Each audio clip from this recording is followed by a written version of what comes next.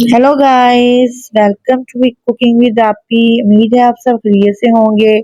आज हमारे किचन में बनने जा रहे हैं बहुत ही यम्मी, बहुत ही टेस्टी बेसन वाले नान।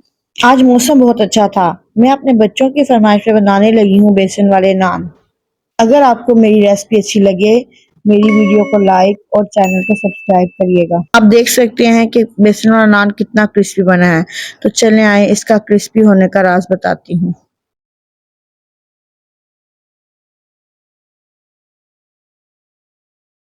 बेसन वाला नान बनाने के लिए सबसे पहले 6 से 7 सब्ज मिर्च, थोड़ी सी पालक, 5 आलू, मीडियम साइज के 2 प्याज चाहिए होंगे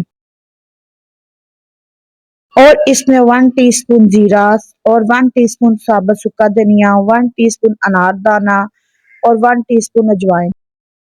अब बाउल में 3 कप बेसन डालेंगे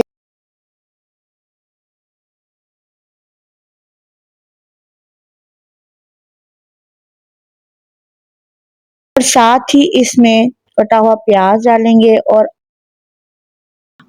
आलू मोटा कद्दूकश किया हुआ, थोड़ी सी पालक।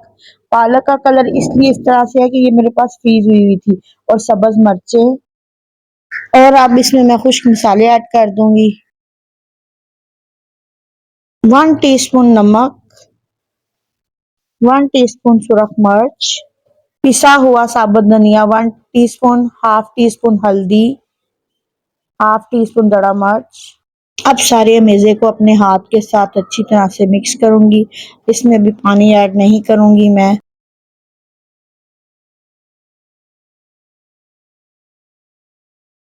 आप देख सकते हैं कि बगैर पानी के ही माशाल्लाह से मेज़ा ऐसा हो चुका है। अब इसको ना थोड़ा सा पानी 1 कप के करीब डालूंगी, थोड़ा थोड़ा करके।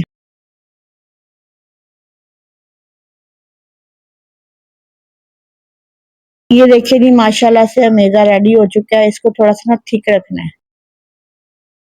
अब मैं अपनी कढ़ाई में 2 कप ऑयल डालूंगी। मेरी कढ़ाई छोटी है तो इसको हल्की आंच पे आप ऑयल को गर्म होना रख दें। ऑयल जब तक गर्म हो रहा है तो मैं अपने नान पे अमेज़ा लगाती हूँ। अपने हाथ के साथ अच्छी तरह से उसके ऊपर अमेज़े को लगाएं। ये देखिए माशाल्लाह से कितना अच्छी तरह से थिक है, तो वो लग रहा है नान के ऊपर ना। और ये देखें जी, अमेज़ा कितनी अच्छी तरीके से लग चुका है। देखिए ऑयल अच्छी तरह से गर्म हो चुका है। इसमें नान को फुल आंच पे कुछ सेकंड के लिए रखें ताकि अमेज़ा अपना आप पकड़ ले। ये देखें जी, माशाल्लाह से अमेज़ा ने अपना पकड़ लिया। मैं इसकी साइड चेंज करके आपको दिखाती हूँ। अमेज़ा बिल्कुल भी देखिए अपनी जगह से नहीं हिला। अब इसको भी हमने दरमियानी आंच पे ना 1 से 2 मिनट के लिए इसको फ्राई करना है।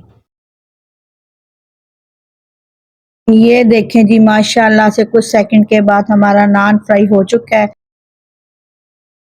डिश आउट करने के बाद इसमें थोड़ा सा आप चाट मसाला डालें और रायते के साथ आप इसको खाएं। ये देखें जी, माशाल्लाह से कितना क्रिस्पी और कितना यमी रेडी हो चुका है।